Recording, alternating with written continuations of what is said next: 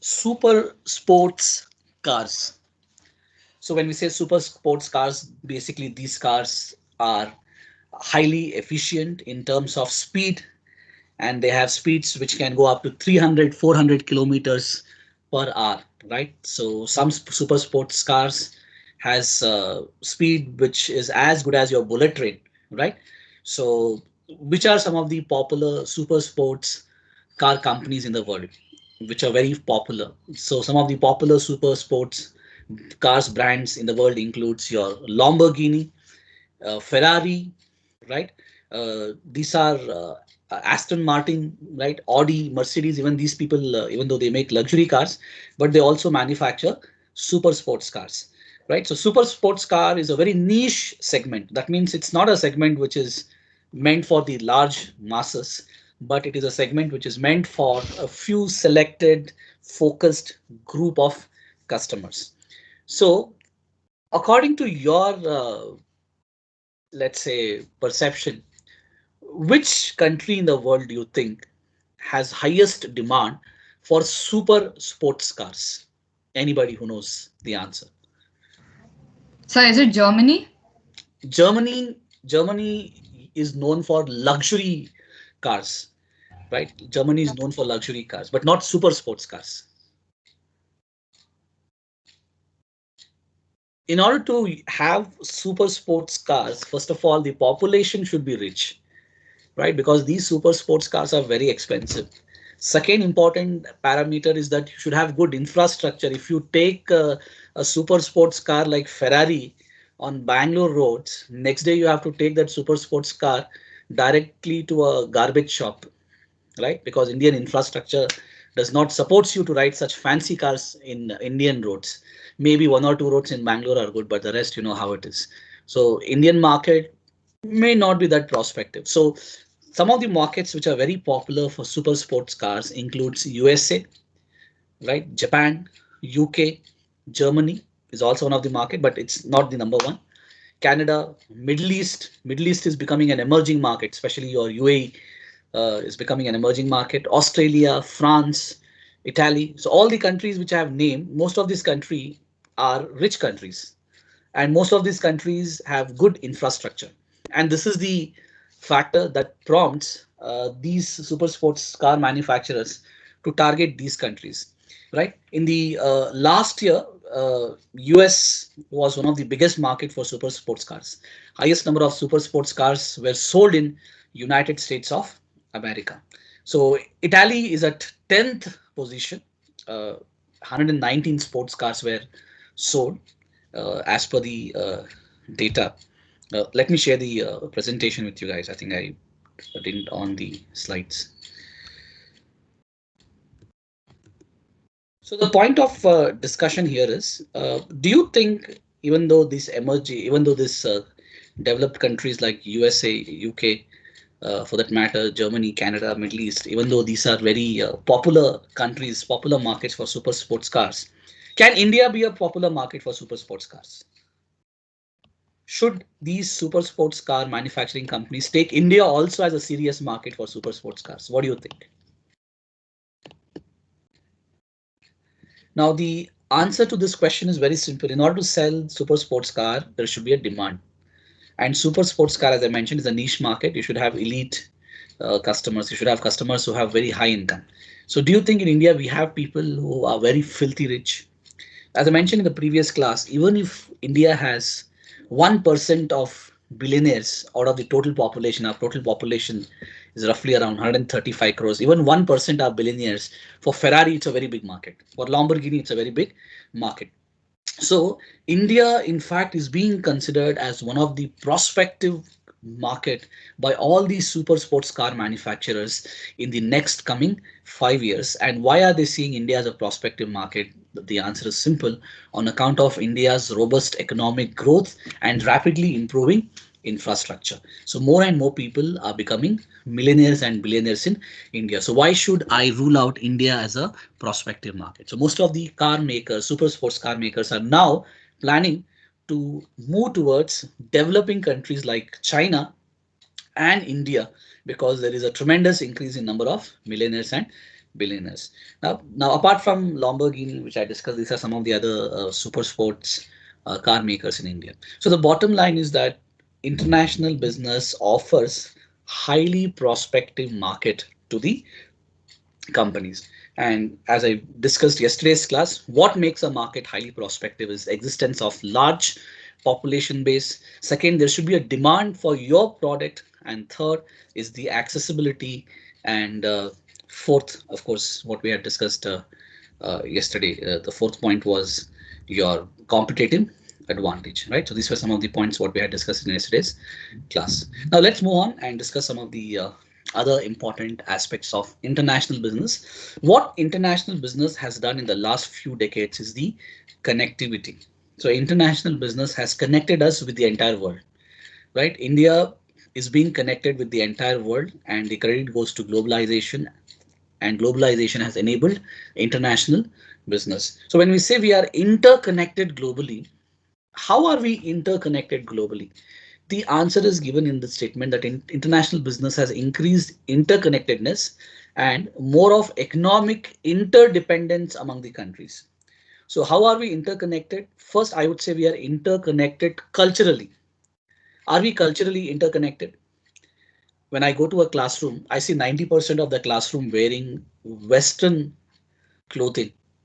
How many students do you think come to the classroom with lungi, dhoti, kurta, salwar kameez, right? How many of you wear these dresses and come to classroom? So what most of the clothing what we wear in India, it has directly Western influence, right? So where did we get this? The answer is all the foreign companies who came to India. When they come to India, they bring their culture also. That's as simple as that, right? So first aspect is first of all, what is culture? What is culture is made up of? Culture. Do you think clothing is a part of our culture? The answer is yes. Clothing is part of our culture. So we are more influenced by Western style of clothing. And what about our food habits? Has it changed? Right. So our food habit is also influenced by Western culture. So we are also having a lot of dishes which are not from India, which are from different countries.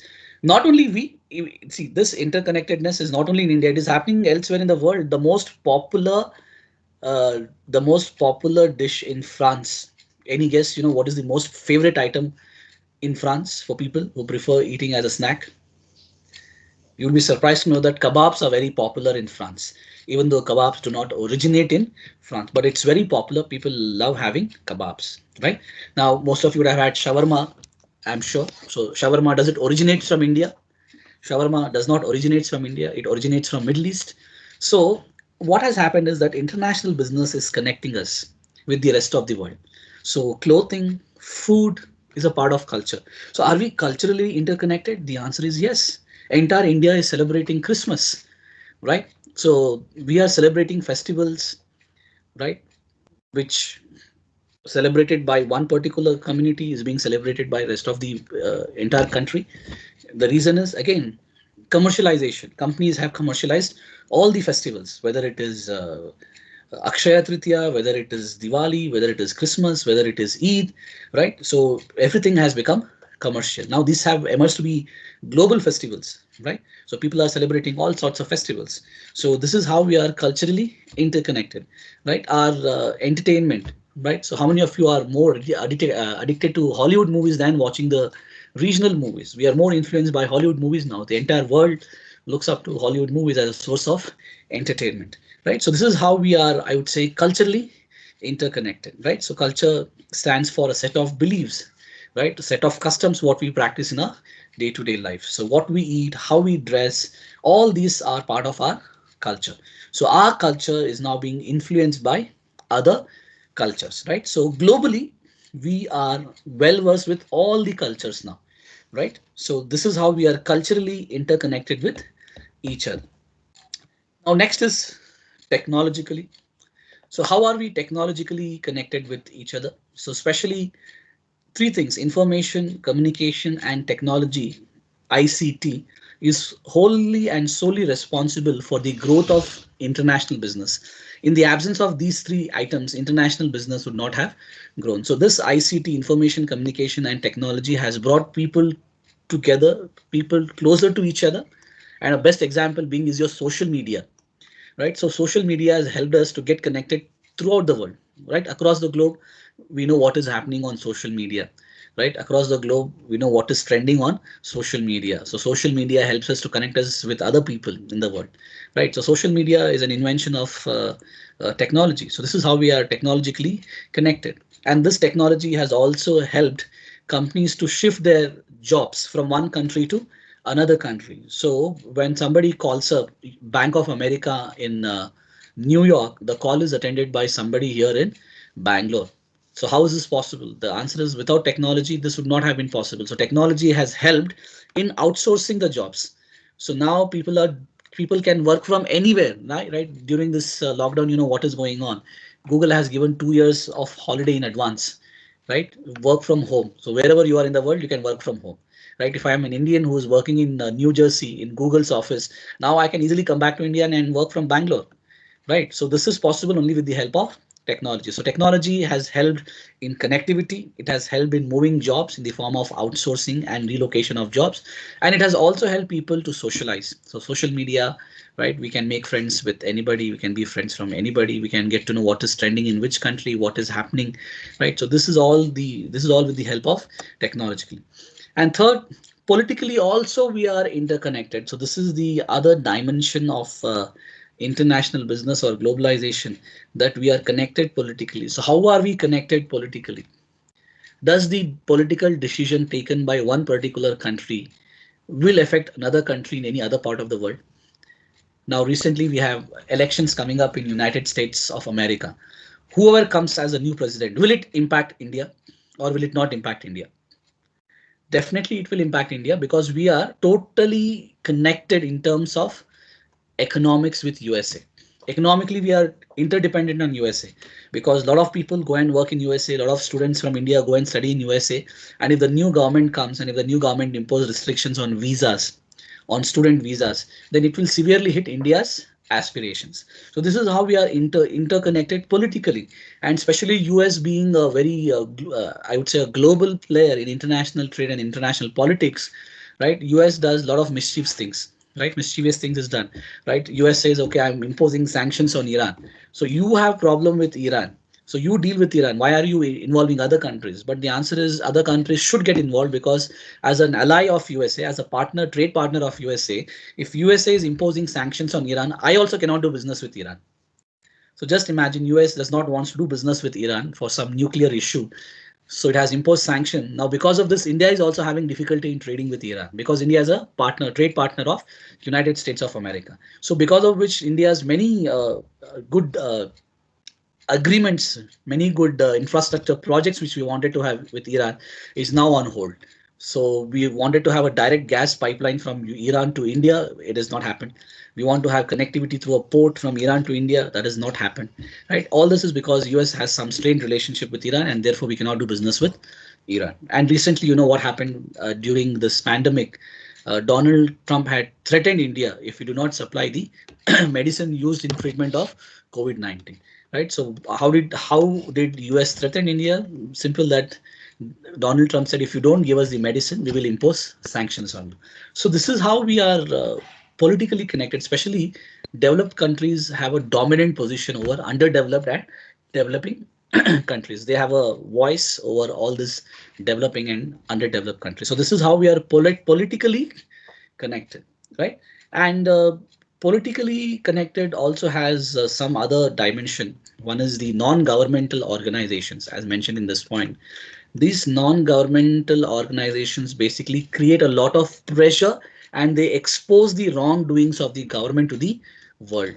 And this may also lead to the fall of the government itself, right? So if any government does anything wrong, what do NGOs do? The job of NGOs is to ensure that people who are suffering, the entire world should know that these people are suffering because of the wrong government policies, right? How many of you have heard of a city in China where they have dog meat festival, where they kill the dogs and eat their meat? So this is a very popular festival in China, and many NGOs across the world were having a campaign against this. That how cruel that you kill dogs, you capture them and you eat them, you brutally kill them just for entertainment and sport. right? So this campaign gained momentum, and finally Chinese government is now taking this issue very seriously. So what has made the government change its decision itself? The answer is credit goes to all the NGOs who are working across the globe, and these NGOs are basically established to help people and to expose the wrongdoings of the government. So this is also a kind of a interconnectedness. Some NGO in USA, right, ensures that something wrong does not happen in China, right? So look at the connection. This is possible with the help of social media also, because if social media was not there, then exposing such things would not have been possible, and gaining support of the people would not have been possible, right? So this is how we are politically connected. How are we economically connected? The answer is we are. This is the most important, I would say, dimension of connectivity, right? So it is as good as somebody sneezes in USA, but somebody in India gets the cold, right? So this is how we are connected, right? Because something happens in US markets, it will directly impact Indian markets. So we are economically directly connected, right? So recession in USA will impact trade across the globe. Recession in India will have implications on other companies across the globe. Recession in China, right? Inflation in China, right? So China's government increases the interest rates. It will impact most of the companies and most of the countries in the world, because indirectly or directly we are somehow interconnected, right? So that's how it is. So most of the countries are dependent on other countries because of the trade. So if one country's economy goes for a toss, what happens? It will have severe implications on their trade or business also. So this is how it is economically interconnected, because a country like India is totally dependent on other country, right, for certain goods which is not available in India, right? So this is the connection, right? This is the point of connection. And financial markets, we are also interlinked. So in case if there is any recession in American market, that will have an impact on markets across the globe, because US is a major trade partner for most of the countries across the globe. India and China being emerging markets in the world. So if there is a lockdown in India and China, imagine the entire world gets impacted, because China is world's manufacturing hub. If something happens in China, the entire supply chain is hit, entire trade is hit. So economically, most of the countries will suffer, right? So this is the point of interconnectivity. And last, ecologically, the ecological problems which is faced by India, other countries are also facing. Certain problems are common across the globe, right? The problem of rising temperature is a serious issue. Climate change is a serious issue, not just for India, but for entire world. So all the countries have come together. They have to sit and they have to decide how do they deal with climate change, and this happens on a regular basis. Every year, periodically, many global conferences, many global events take place to tackle the issue of climate change, and every country has to commit that every year I will reduce carbon emission by so much of percentage. Unfortunately, India has not been successful in meeting the targets, and this time US did not take climate change seriously, because of which US government was highly criticized by most of the critics across the globe, because they didn't take part and they didn't take seriously in the climate change summit. US is also one of the country which contributes a lot of pollution, right? So therefore, ecologically also we are interconnected, because all the countries have same issues. So issues includes polluting the ocean, right? Emission of greenhouse gases, global warming, uh, right? So these are some of the common issues which all the countries should jointly cooperate with each other. And these issues cannot be solved by one particular country. They have to be jointly done as a group. So this is how we are ecologically connected also. So international business enables this entire connectivity. So this connectivity is mainly because of globalization and international business. Now, some of the points we'll quickly discuss. The 3 points which we have already discussed. Now, point number 4, complexity in operations. Now, why international business is complicated? Why international business is complicated? And it says complexity in operation. So, what causes complexity in operations? The answer to this question is various factors. Factor number 1 is uh, difference in currency, right? So your currency is different, my currency is different. Is there any issue?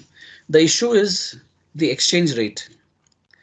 what happens is, right, I invest $100 billion in India. I'm a company from USA, and on this $100 billion, I'm making a profit of $10 billion every year. Now this profit gets transferred back to USA. Now when I'm transferring the profits back to USA, exchange rate plays a very important role. If rupee is stronger and dollar is cheaper, when I do conversion, what happens?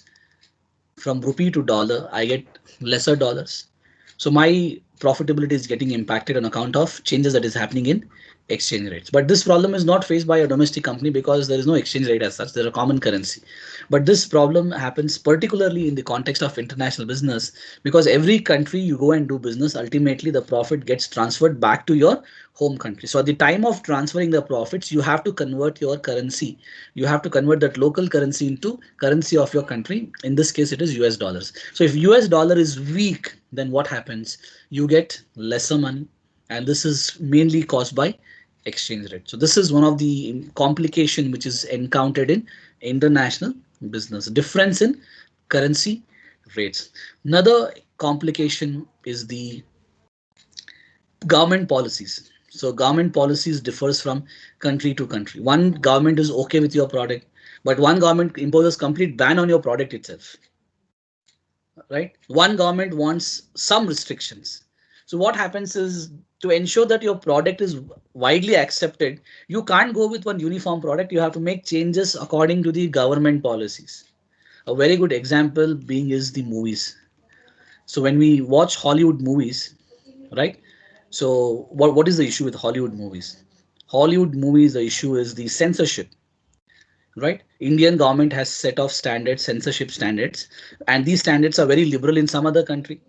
A particular movie in India may get adult certification, but the same movie in some other country, it is okay for them to give UA certification. That means the movie has to be watched by minor under the supervision of an adult, right? So India has a different set of standards for censorship. USA has a different set of standards for censorship, and some of the movies producers, they find it extremely difficult to market their movies in India because India has a lot of restriction on movie content, right? So what I have to do is, when I'm making this movie, I have to ensure that this movie, when I make, it should fit in for all types of market, and it should comply with government policies. So that is extremely important, right? So this is government policy also creates a headache for people who are doing international business, because a product which is freely permitted in one country, other country may have a total imposition of rules and regulation on your product, which makes the marketability of your product quite difficult.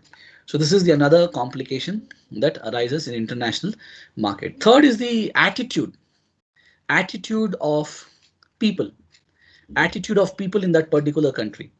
So if you have an attitude that I should buy my own country's products, right? Some of us are, some of us think, right, in various perspective. There are some of you who think if you're an Indian, you should be Indian, you should buy Indian, you should marry an Indian, right? But some of us have global outlook. Some of us have very open-minded outlook, that it's not about where the product is manufactured, where the product is made. It's about how good the product is. It's about how is the quality of the product. It's about whether the product is offering value for my money or not. So there are people who think in this perspective, and there are people who think in the other perspective also, right? So if people have such attitude, is it possible to sell your products in such countries where people give more preference to local products and try to oppose global products, right? Recently, government of India had banned Chinese app, right? And government of India was indirectly influencing and indirectly discouraging people from using Chinese mobile phones. So are you carried away by this act? So do you think doing this, right, will make you a good citizen? Some people are doing it. Some people are following. Some people are not using Chinese products. Some people are saying, okay, what difference does it make? Right? If you have issue China, if you have border issue with China, okay, that has to be that has to be solved either through a dialogue, or it has to be solved either through a war. But why are these restrictions? Why are these campaigns are being made against Chinese products. Right. So different people have different perspective, but ultimately we can't debate which perspective is right or wrong. But ultimately, who's the sufferer? The sufferer is the international company which is doing business in your country. So most of the Chinese brands are hit, right? The sales are hit. Data shows that Chinese brand mobile phones sales are slightly reduced after the tension between two countries. After the government of India started a campaign to discourage people from using Chinese products, right? So this is called attitude of nationals, right? So if people have negative attitude towards your product, then obviously selling product becomes very difficult, right? So this is called complexity, which arises due to uh, in complexity in operations, which arises due to various factors, difference in currencies, government policies. It can also be attitude of the people, right? So there are many factors like this. Now let's see what are some of the other factors. Now there's another factor that talks about diversity or diversified markets and segmented. So what this point says is that most of the international companies who do international business, they are companies which are diversified. Second, these companies cater to a broader segment. These companies cater to a broader segment of customers. So when we say diversified markets, it has two interpretations. One, that most of the international market has demand for different categories of products within each category. First meaning, so what it means is, let us take tea as an example. So in tea, what are the different uh, what are the different categories? The different categories here in terms of pricing. In India, there is a demand. Do we have customers in case if I sell tea in Cafe Coffee Day, if I sell tea in Starbucks, if I sell tea in Barista, if I sell tea in Aobopan, these are all foreign chain of cafes. Are the people willing to pay 500 rupees for a cup of tea? Where people are India, right? Tea is a very popular beverage in India. So within tea, there are so many varieties. So are the people willing to drink tea by paying a price of 300 to 500 rupees when tea is easily available for mere 10 rupees? So the answer to this question, in India, there is a market for a 10 rupees tea also. There is a market for a 5 rupees footpath tea also. There is a market for a 300 rupees tea which is sold in your franchisee based cafes like Barista and Starbucks. So in India, we have customers based for each category of product. So this makes international business very interesting, because as a company in India, I have all kind of customers. Customer for a cheaper product also, customer for an expensive product also, right? So international companies want such markets.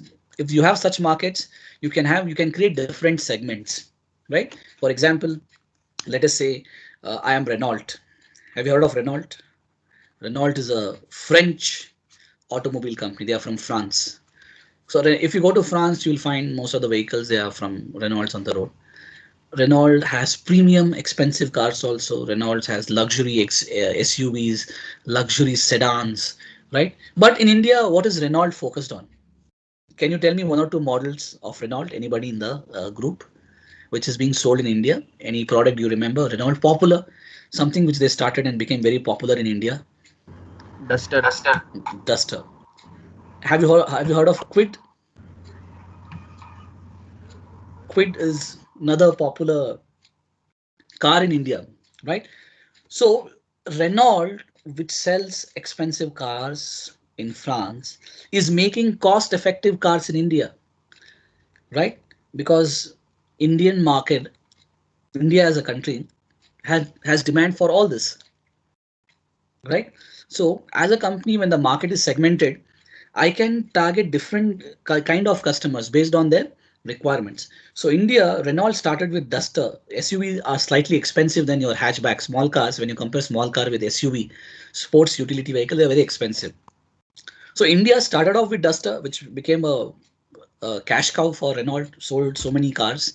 But later they also introduced Quid because there was a need. Because in India, the first car, when people transit from a two-wheeler to a car, they want a budget car, right? So look at this. So in India, there is a market for Duster also. In India, there is a market for Quid also. So I want such country wherein I can where I can market different varieties of product and capture more and more customers, right? So if I focus only on expensive car, I might not be able to capture all the segments. But since India's market is very diversified, what happens? I can offer more and more segments. When I offer more and more segments, that means I'm capturing more and more customers. So that's the whole idea, that international markets, if they are diversified, you can create more segments and capture more customers in that particular category. Supremacy of big corporation. International business is dominant, or it is dominated by big multinational and transnational companies. Small companies survival is very difficult. So most of the companies which dominate international business, they are financially strong. When we say supremacy of big corporation, what makes an organization big? An organization is considered to be big when it has huge financial resources, when it has huge money power, right? So any, you just close your eyes and think of any multinational company, right? Most of the multinational companies which are there in your mind, they are very big organization. Have you heard of Nestle? Now Nestle is known for what? Nestle is known for baby food, right?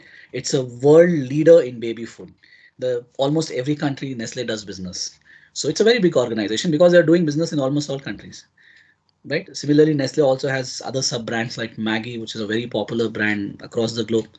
When we talk about Microsoft Corporation, they are also leader in their own segment. Google is a leader in its own segment, right? Coca-Cola is a leader in its own segment. So most of the multinational companies are big because the reason why they are big, because they do business across the globe, and this helps them to generate crores of rupees of annual revenue, and this revenue makes them a strong company. So what happens, since the revenue is huge, even if it suffers a major loss, it can easily absorb.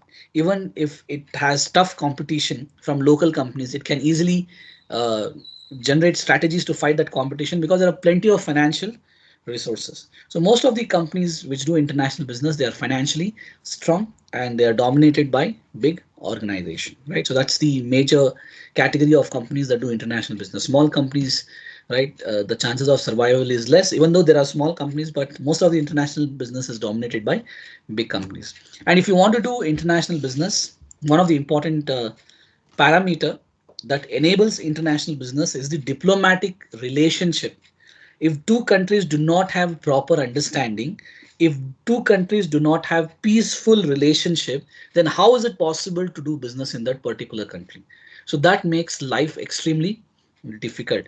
For an American company, imagine American company go and does business in Afghanistan. Would you recommend this?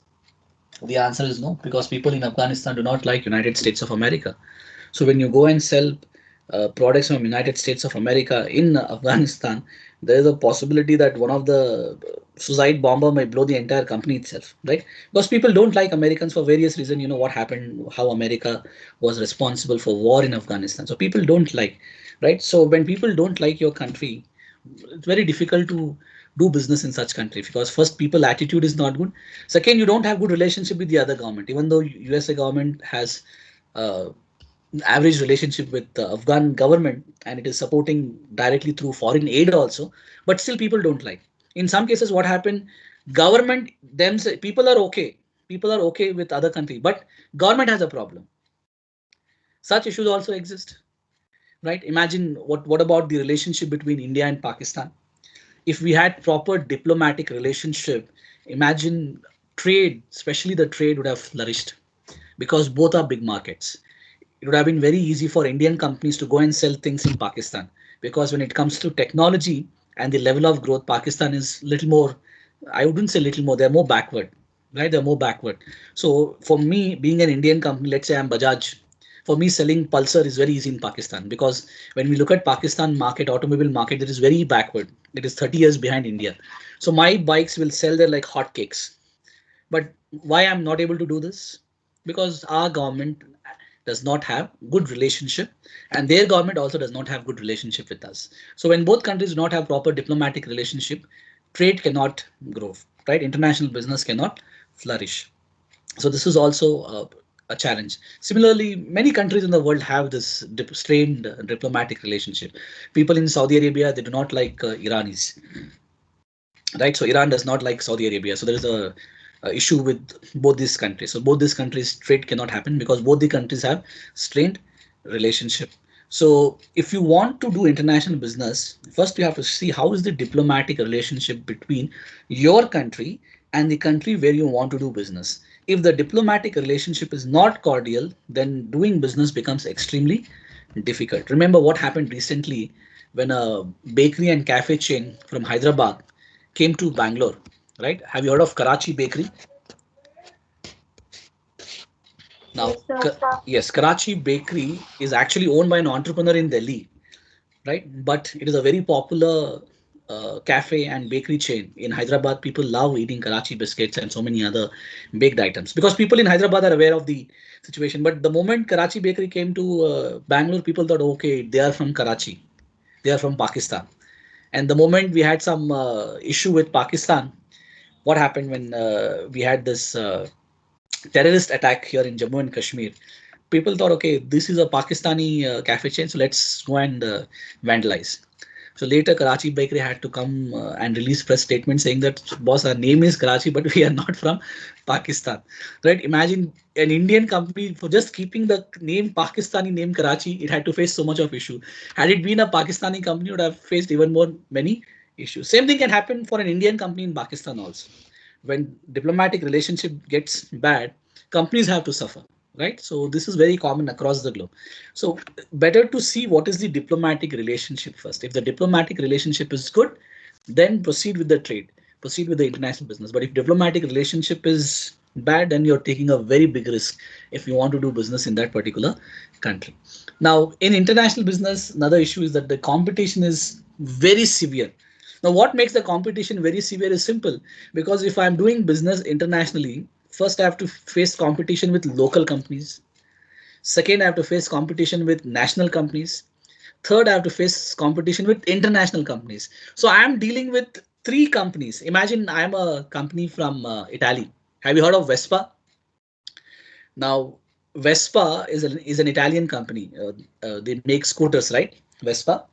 So Vespa is an Italian company. So if Vespa is doing business in India, Vespa has to deal first with the local competitors. So who is the local competitor? Have you heard of Ather electric scooter, which is started by a Bangalore-based startup? So it's a homegrown company, a company typically based in Bangalore. Plus, I have to face competition. I have to fight competition with all other national brands also. So I have to face competition with Bajaj. I have to face competition with TVS.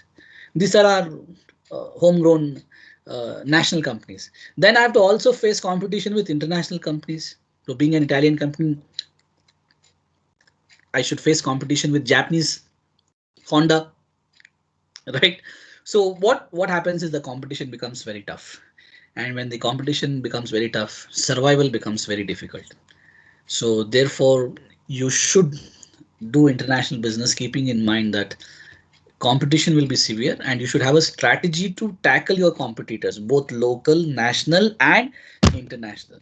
Only if you have the strategy, technological capability, then you should venture into international markets. Otherwise, what will happen? For the sake of doing international business, you will come here, within few years you will close down your business and you will go back to your home country, right? I want you to do a small assignment. There is a company called Chevrolet. Have you heard of Chevrolet Motors? Chevrolet Yes, sir. Motors. Yeah, Chevrolet Motors is from USA, but recently they decided to leave India. Just 2 years back, they packed up their bags and they left Indian market. So I want you guys to do a small research and find out, why did Chevrolet Motors leave Indian market after being in India for more than a decade. All of a sudden they decided, okay, India is not the market for us, let's leave. One of the reason is this: severe competition. But what are the other reasons? You guys find out, right? So severe competition is another issue. But this is a benefit, large scale operations. So when you're doing business in different countries, what happens? First, your revenue will increase. Second, your cost will come down because you are able to achieve economies of scale. When you're mass producing things, what happens? your fixed cost reduces, your overall cost reduces, and you will be able to sell at a higher price despite of having low cost, and this will benefit your organization. So large scale operation helps most of the international companies in minimizing the cost and maximizing the profit, right? So these are some of the attributes of international business.